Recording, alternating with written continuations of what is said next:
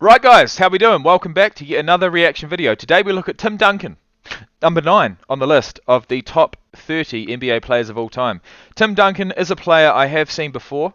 I'm fairly sure he played fucking 20 odd seasons, but we'll get into all that and we will watch his highlights until I'm impressed. So, first and foremost, if you know the big fundamentals, the big fundamental, is that his nickname? That's new to me. Backstory, then you know the idea that he would become one of basketball's greatest power forwards.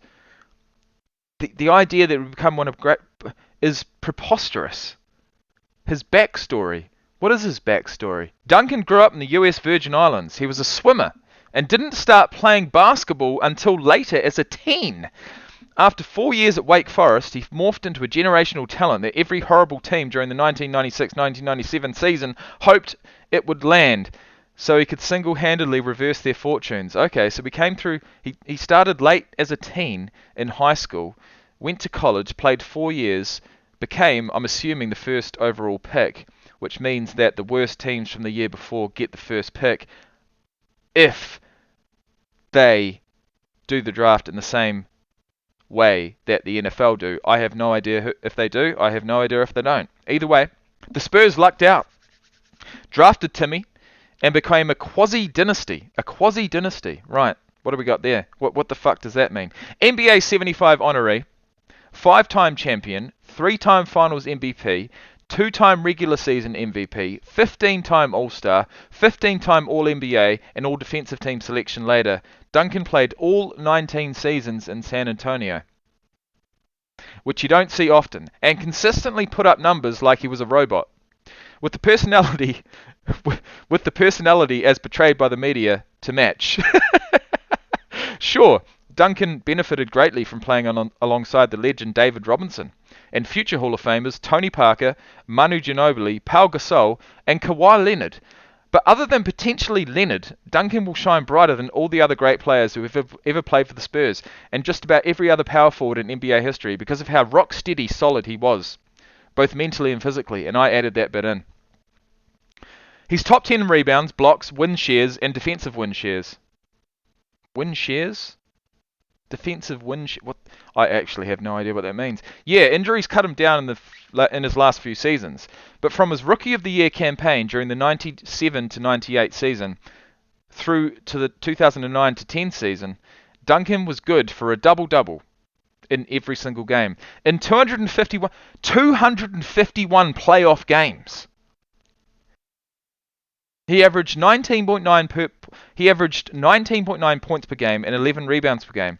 It's the playoff excellence that helps elevate Duncan above the more physically and athletically gifted contemporary power forwards like Karl Malone and Kevin Garnett, who we've seen on this list. But it's his quiet, dignified manner that's earned him the most praise, and that's something that does ring a bell. You see him sitting on the bench. He's not going to say much. He's certainly not going to shout.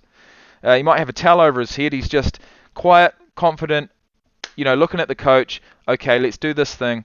Let's get the game plan sorted, and let's get out on the court and fucking make it happen.